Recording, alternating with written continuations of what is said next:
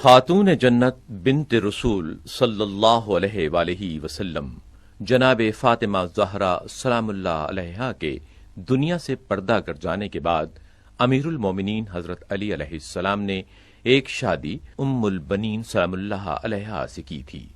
ام البنین سلام اللہ علیہا کے بطن سے 4 بیٹے عباس علمدار، جعفر، عبداللہ اور عثمان پیدا ہوئے اور ایک بیٹی رقیہ کبریٰ پیدا ہوئیں، جن کا مزار اقدس لاہور میں مزارات بی بی پاک دامنہ کے نام سے مشہور ہے۔ بی بی پاک دامنہ کے مزارات لاہور کی تاریخی عمارتوں اور مقبروں میں قدیم ترین حیثیت کے حامل ہیں۔ یہاں امیر المومنین حضرت علی علیہ السلام کی صاحبزادی اور حضرت عباس علمدار علیہ السلام کی بہن جناب رقیہ سلام اللہ علیہا زوجہ حضرت مسلم بن عقیل کا روضہ اقدس ہے۔ ان معصومہ کے ساتھ حضرت عقیل ابن ابی طالب علیہ السلام کی 5 بیٹیاں بھی یہیں مدفون ہیں۔ دیگر مزارات کے بارے میں بتایا جاتا ہے کہ وہ ان پاک دامن بیبیوں کے 4 محافظ اور 1 کنیز مائی تنوری کے مزار ہیں۔ یہ بھی کہا جاتا ہے کہ ان مزاروں کا قدیم ترین مجاور عبداللہ عرف بابا خاکی تھا، اس کی قبر بھی وہیں ہے۔ باقی قبروں کا اضافہ بعد میں بسبب عقیدت عوام ہوتا گیا اور نوبت یہاں تک پہنچی کہ یہ جگہ قبرستان بی بی صاحب کہلانے لگی۔ صدیوں کے اس طویل زمانے میں ان پاک دامن بیبیوں کے نام کے ساتھ عرفیت بھی شامل ہوتی چلی گئی۔ یہ نام ان کے یہاں لاہور میں معتقد مسلمانوں نے رکھے اور حضرت رقیہ کو بی بی حاج کہا جانے لگا، اور حضرت عقیل کی بیٹیوں کے نام حضرت بی بی تاج، حضرت بی بی حور، حضرت بی بی نور اور حضرت بی بی گوہر اور حضرت بی بی شہباز مشہور ہو گئے، حالانکہ ان کے اصلی نام جو کتابوں میں درج ہیں وہ ام ہانی، ام لقمان، اسما، رملہ اور زینب ہیں۔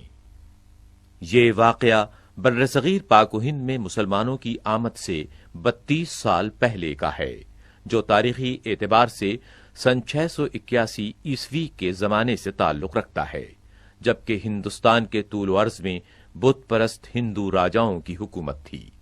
سندھ کے راستے سے مسلمانوں کی آمد سن 712 عیسوی میں شروع ہوئی۔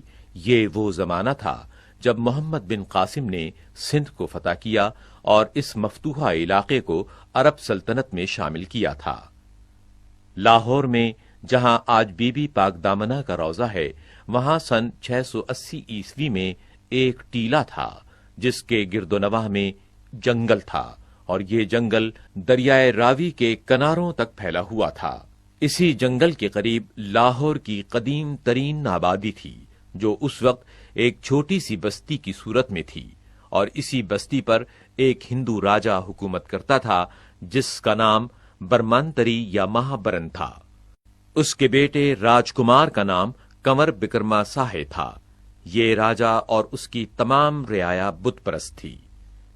بستی میں مندر تھے جہاں بتوں اور مورتیوں کی پوجا اسی طرح ہوتی تھی جیسی کہ آج کل بھی ہندوؤں کے مندروں میں ہوتی ہے۔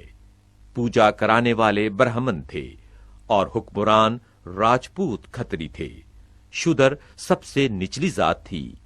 اونچی ذات والے شودروں کو اچھوت سمجھتے تھے، انہیں مندروں میں جانے کی اجازت بھی نہیں تھی۔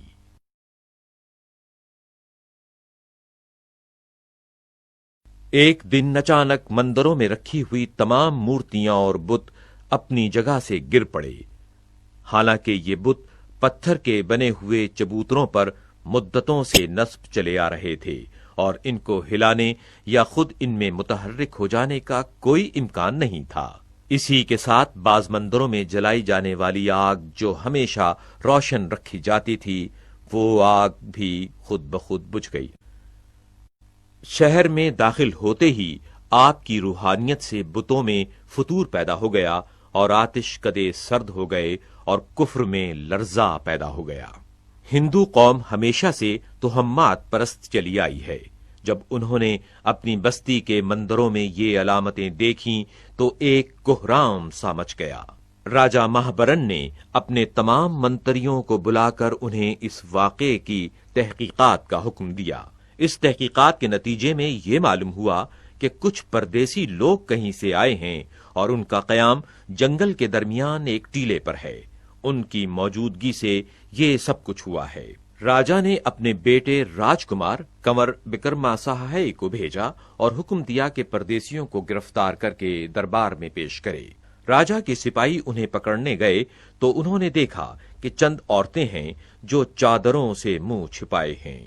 بیبیوں میں سے ایک بیوی نے، جو باقی سب بیبیوں کی سردار معلوم ہوتی تھیں، انہوں نے وکرماساہے سے اسی کی زبان میں گفتگو کی اور یہ بتایا، ہم لوگ خدا کے بندے ہیں، خدا کے رسول صلی اللہ علیہ وآلہ وسلم کی آل پاک سے ہمارا تعلق ہے۔